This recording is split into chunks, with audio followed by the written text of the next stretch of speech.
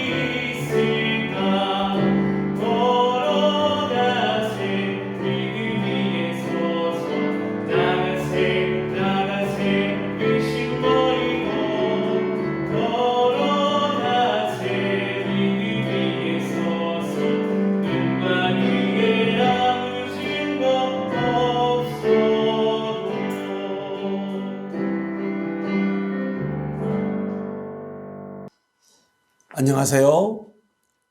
기적의 40일, 이제 계속 하나님께서 말씀으로 우리를 이끌고 계십니다. 오늘은 순종에 대한 마지막 네 번째 말씀, 사명에 대한 순종으로 호렙산으로 가라 라는 주제를 가지고 우리가 함께 말씀을 나누겠습니다. 이제 계속 우리가 반복해서 이제 공부했던 2주차, 3주차, 4주차, 이제 5주차에 우리가 공부하는 내용들인데 우리가 이 내용을 한번 간단하게 살펴보겠습니다. 환경에 대하여 우리가 순종해야 된다라고 말씀을 드렸죠. 하나님께서 우리를 보내시는 환경은 그렇게 녹록한 환경이 아니다. 우리가 여전히 어려울 수가 있어요. 하지만 순종할 때 우리는 까마귀를 통해서 우리를 먹여주시는 하나님의 은혜를 맛볼 수가 있다. 두 번째 순종은 사람에 대한 순종이에요.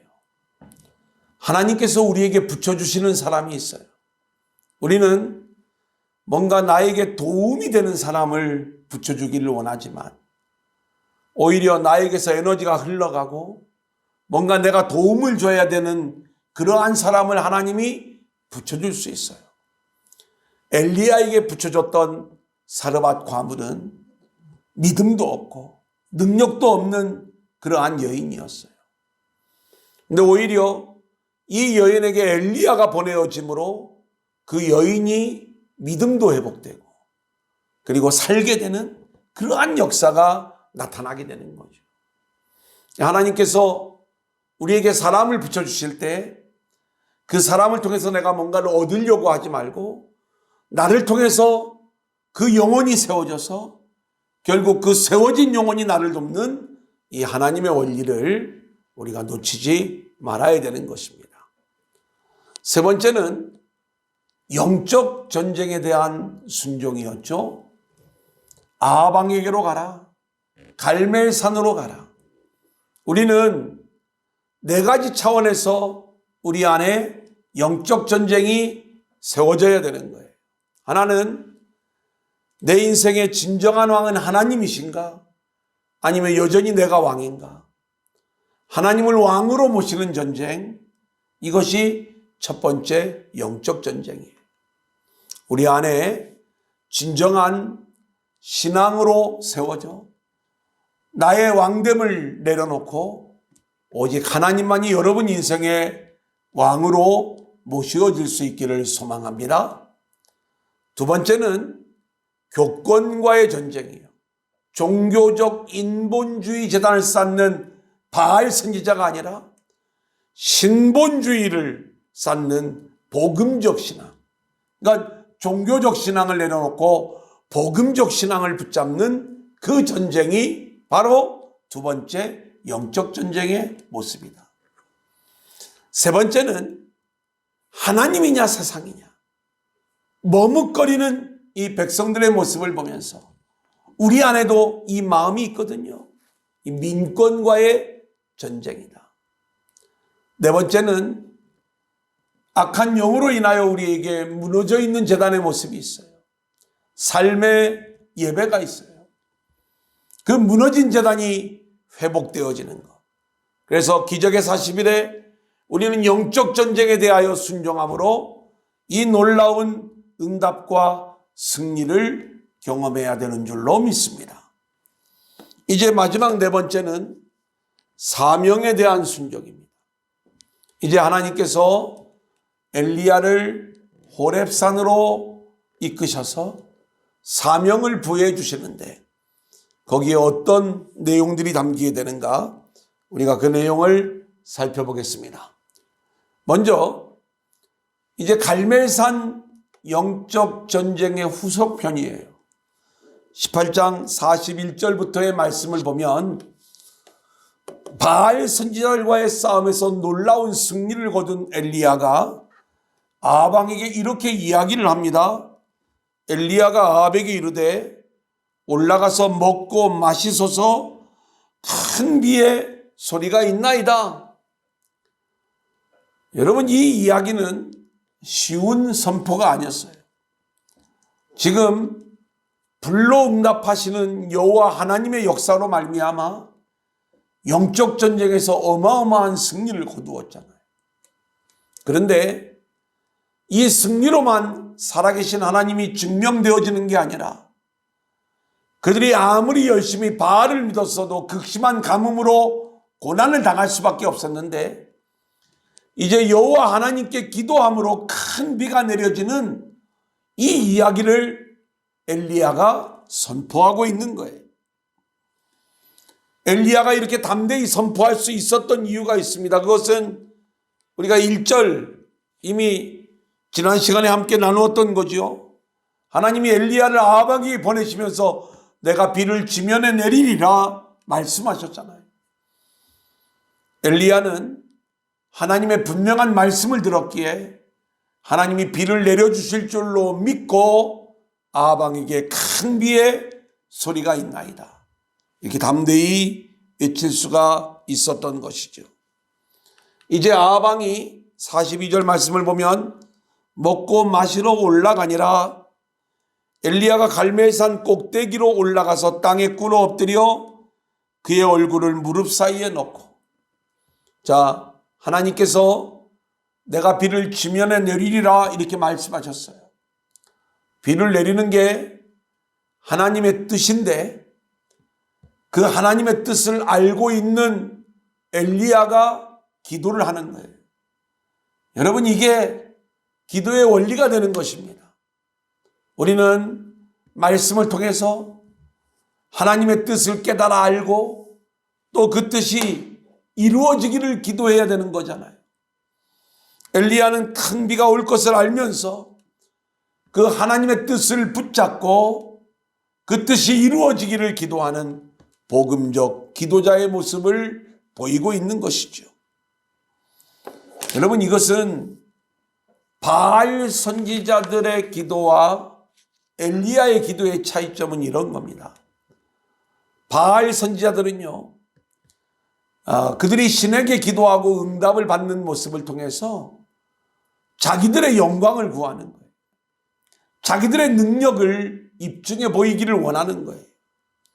하지만 엘리야의 기도는요, 불이 임했던 것처럼 큰 비를 내려주심으로 살아계신 하나님을 보여달라는 거예요. 바알은 가짜고 여호와 하나님만이 살아계신 진짜 하나님이심을 보여달라는 그 기도를 드리는 것. 이게 엘리야의 기도였던 거예요. 엘리야는 기도를 할 때 어떻게 기도를 하는가? 43절 말씀해 보니까 그의 사환에게 이르되 올라가 바다 쪽을 바라보라. 그가 올라가 바라보고 말하되 아무것도 없나이다. 이르되 7번까지 다시 가라. 이게 7번이라고 할 적에 이 7을 우리가 단순히 숫자 7이라고 볼 수도 있겠지만 언약의 숫자, 맹세의 숫자로 우리가 이 숫자를 볼 수가 있겠죠. 그러니까 뭔가 응답이 보일 때까지 끝까지 확인하고 기도해라. 어떤 이러한 내용, 기도에 열심을 내기만 하면 하나님께서 그 기도에 반드시 응답하신다라고 하는 종교적 열심을 내는 방향으로 이 말씀을 해석을 하면 안 되는 거예요. 하나님께서 말씀하셨기 때문에 반드시 이루어질 줄로 믿고 포기하지 않는 엘리야의 기도의 모습을 보여주고 있는 것입니다. 우리는 하나님의 뜻이 이 땅 위에 또 우리의 인생에 이루어지기를 이번 기적의 40일에 포기하지 말고 징조를 확인해 가면서 기도할 때 하나님의 놀라운 응답의 역사를 우리 모두가 경험하게 될 줄로 믿습니다. 자, 이제 불이 임했어요. 그리고 큰 비의 축복을 경험하게 되었어요. 여호와 하나님이 살아계신 하나님임이 증명되었어요. 자, 그런데 그럼에도 불구하고 이제 오늘 말씀해 보면 아합이 이 모든 사실을 이세벨에게 이야기했는데 이세벨은 변하지 않는 거예요. 19장 2절 말씀을 보면 오히려 이세벨이 사신을 엘리야에게 보내어 이르되 내가 내일 이맘때에는 반드시 내 생명을 저 사람들 중 한 사람의 생명과 같게 하리라. 그렇게 하지 아니하면 신들이 내게 벌 위에 벌을 내림이 마땅하니라 한지라. 이세벨이요, 사람을 보내어 가지고 엘리야를 위협합니다. 내일 너를 죽여버리겠다는 거예요. 자, 그러자 엘리야가 도망을 가는 이야기가 3절로 4절의 말씀입니다. 그가 이 형편을 보고 일어나 자기의 생명을 위해 도망하여 유다에 속한 브엘세바에 이르러 자기의 사환을 그곳에 머물게 하고 자기 자신은 광야로 들어가 하룻길쯤 가서 한 로뎀나무 아래에 앉아서 자기가 죽기를 원하여 이르되 여호와여 넉넉하오니 지금 내 생명을 거두시옵소서. 나는 내 조상들보다 낫지 못하니이다 하고. 자, 이건 좀 우리가 볼 필요가 있습니다.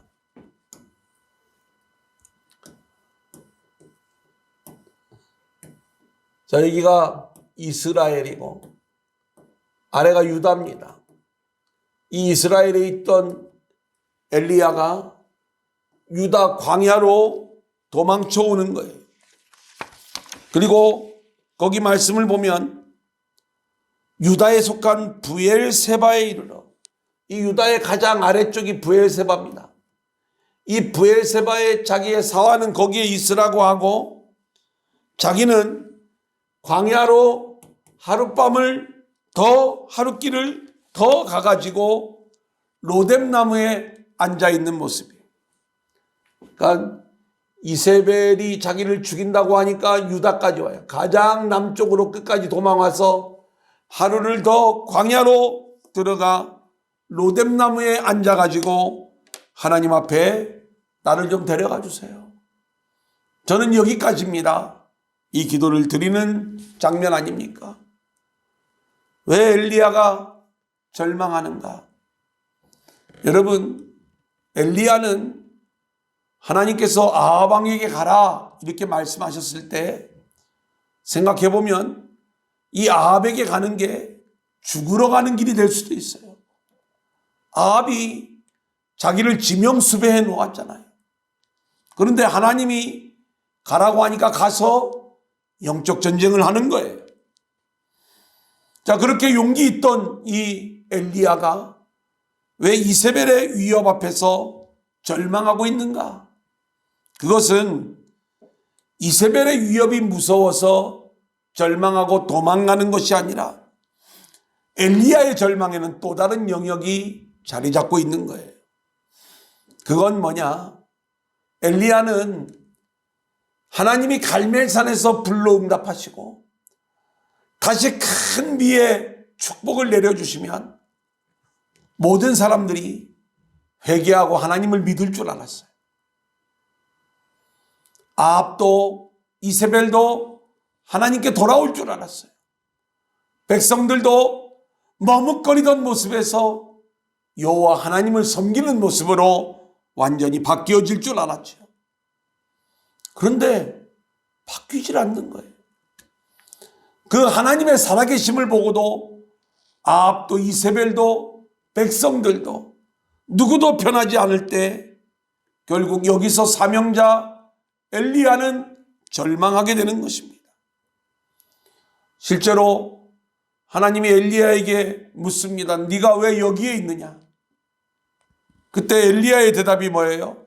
19장 10절 말씀을 보면 뭐라고 이야기하느냐? 그가 대답하되 내가 만군의 하나님 여호와께 열심히 유별하오니 이는 이스라엘 자손이 주의 언약을 버리고 주의 제단을 헐며 칼로 주의 선지자들을 죽었음이오며 오직 나만 남았거늘. 그래요. 나만.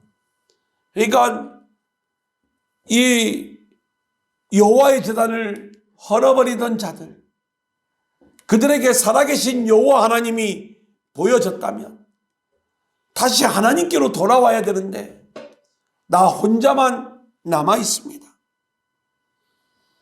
오직 나만 남았다라고 하는 이 사실 앞에 절망하고 있는 엘리야의 모습을 우리는 보게 되는 것입니다.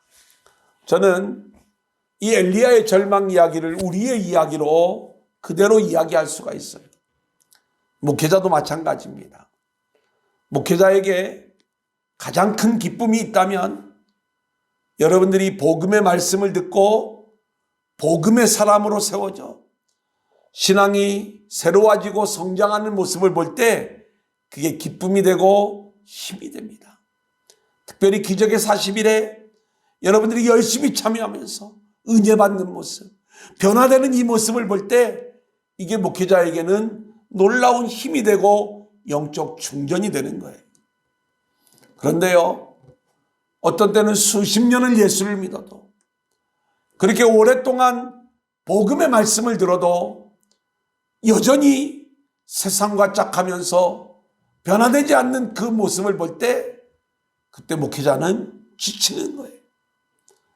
우리가 이걸 엘리야 신드롬이라고 하는데 엘리야가 절망에 빠져버린 것, 그것은 바로 이러한 모습을 담아내고 있는 것이다. 또 하나, 이제 우리 성도들의 절망입니다. 성도들이 복음의 말씀을 듣고 은혜를 받을 때 열심을 내고자 하는 마음들이 여러분 안에 다 있습니다. 그래 이제 열심히 기도도 하고 전도도 하고 교회 와서 충성을 하기도 하고 최선을 다하는 거예요. 근데 마귀가 우리를 공격해 오는 게 있어요. 너 혼자만 열심히 해서 뭐해? 아무도 안 하는데. 자꾸 오직 나만 홀로 남았다라고 하는 이 의식을 우리 가운데 심어주므로 우리의 열심과 충성을 가로막는 모습을 보게 되는 거예요. 우리는 이러한 우리를 절망시키는 이 악한 영의 도전으로부터 우리가 벗어나야 될 줄로 믿습니다. 자, 이제 4절 말씀을 보면 엘리야가 하나님 앞에 이렇게 기도를 해요. 어떻게 기도하냐? 하나님, 이제 넉넉합니다. 내 생명을 거두시옵소서. 이런 기도를 드릴 때 이 엘리야가 어떤 마음이겠습니까? 내가 최선을 다해서 사명을 감당했지만 나는 여기까지입니다. 이제 아무리 하나님의 살아계심이 증명되어도 저들이 돌아오지 않습니다. 이제 내 사명은 여기까지니 나를 데려가 주세요. 이 기도를 드리는 것 아니겠어요? 이 절망 가운데 있는 엘리야를 누가 찾아오시는가? 하나님이 천사의 모습으로 찾아오는 거예요. 천사가 그를 어루만지며 이르되, 자, 하나님이 천사의 모습으로 찾아오셔서 숯불에 구운 떡과 한 병 물을 먹게 해주시는 거예요. 여러분, 이 엘리야의 일하기를 보면 이 엘리야는 처음에는 까마귀가 물어다 주는 떡을 먹었어요. 짐승이 주는 떡. 두 번째는 사르밧 과부다가 공개해 주는 떡을 먹었어요. 이건 사람이 주는 떡이에요. 그런데 오늘 세 번째로 엘리야가 정말로 지쳐있고 쓰러져 아무것도 못할 때는 천사를 보내셔요. 이건 하나님이 직접 찾아오셔서 떡을 먹여주시는데 그 떡은 숯불에 구운 떡이에요. 숯불에 불에 구워진 떡은요, 소화가 잘 돼요. 강력한 말씀, 성령으로 역사하는 말씀, 바로 레마의 말씀을 하나님이 먹여주시는 것이다. 이렇게 이야기할 수가 있겠습니다. 그러자 8절 말씀을 보면 이에 일어나 먹고 마시고 그 음식물의 힘을 의지하여 40주 40야를 가서 하나님의 산 호렙에 이르니라. 하나님이 숯불에 구운 떡을 먹여주신 이유는 그를 호렙산으로 이끄시기 위함이에요. 한번 따라해 볼까요? 호렙산으로 가라. 호렙산으로 가라. 우리는 이번 기적의 40일에 우리를 호렙산으로 이끄시는 하나님의 음성을 들어야 될 줄로 믿습니다. 왜 호렙산으로 이끌고 가시는가? 여기에서 하나님은 다시 한번 엘리야에게 사명을 새롭게 하시는 거예요. 자, 우리에게도 동일한 역사가 있겠지요? 자, 호렙산. 이제 11절, 12절 말씀입니다. 여호와께서 이르시되 너는 나가서 여호와 앞에서 산에 서라 하시더니 여호와께서 지나가시는데 여호와 앞에 크고 강한 바람이 산을 가르고 바위를 부수나 바람 가운데 여호와께서 계시지 아니하며 바람 위에 지진이 있으나 지진 가운데도 여호와께서 계시지 아니하며 또 지진 위에 불이 있으나 불 가운데도 여호와께서 계시지 아니하더니 불 후에 세미한 소리가 있는지라. 여러분, 지금 호렙산에 갔는데 하나님을 만나기를 원하는데 강한 바람이 불어와요. 하나님이 오시나? 아니라는 거예요. 그 다음에 지진이 일어나요. 하나님이 임재하셨나? 여호와께서 거기에 계시지 아니하다는 거예요. 또 불이 임해요. 하나님이 계신가? 아니었다는 거예요. 오히려 불 후에 세미한 소리가 있는지라 이렇게 말씀을 하고 있어요. 여러분, 우리가 기적의 40일 이 말씀 앞에 설 때에 강한 바람의 역사, 강력한 지진의 역사, 엄청난 불의 역사를 우리가 기대해요. 물론 하나님이 이 놀라운 은혜도 우리 가운데 주실 수가 있어요. 그런데 더 중요한 게 있어요. 우리는 하나님이 들려주시는 이 복음의 말씀을 통해서 하나님의 세미한 음성을 들어야 되는 줄로 믿습니다. 이게 우리가 붙잡아야 될 말씀이 되는 것이죠. 세미한 음성 가운데 말씀하시는 것. 자, 15절로 17절을 볼까요? 여호와께서 그에게 이르시되 내 길을 돌이켜 광야를 통하여 다메섹에 가서 이르거든 하사엘에게 기름을 부어 아람의 왕이 되게 하고 너는 또 님시의 아들 예후에게 기름을 부어 이스라엘의 왕이 되게 하고 또 아벨무올랄 사바스의 아들 엘리사에게 기름을 부어 너를 대신하여 선지자가 되게 하라. 하사엘의 칼을 피하는 자를 예후가 죽일 것이요 예후의 칼을 피하는 자를 엘리사가 죽이리라. 자, 여기 말씀을 보면 이제 하나님께서 하사엘에게 기름을 부어라, 예후에게 기름을 부어라, 엘리사에게 기름을 부어라. 이 엘리야의 사명을 정확하게 알려주고 있는 거예요. 특별히 이 호렙산은요, 사명이 주어지는 산입니다. 우리는 모세가 시내산이 호렙산이거든요. 여기서 사명을 받아요. 오늘 말씀을 보면 엘리야가 이곳에서 사명을 부여받는 그 모습을 우리는 보게 되는 거예요. 예수님이 공생의 총리에 광야로 나갔다라고 이야기했을 때 이 광야를 이 신의 광야, 이 호렙산으로 보는 견해가 있어요. 저는 일리가 있다고 생각을 합니다. 그 다음에 사도 바울이 주님을 만나고 나서 아라비아로 가는데 이 아라비아에 뭐가 있어요? 신의 산이 있는 거예요. 그래서 여기서 하나님을 만나고 율법의 사람이 복음의 사람으로 바뀌어지면서 사명이 주어지는 것. 그러니까 이 호렙산은 사명과 연결되어지는 산이다. 이곳에서 하나님이 엘리야를 다시 새롭게 하며 사명을 주실 뿐만이 아니라 18절 말씀을 보면 이제 바알에게 무릎 꿇지 아니한 입맞추지 아니한 7,000명을 남겨두었다. 엘리야를 위로하고 있는 모습을 우리는 보게 되는 것입니다. 저는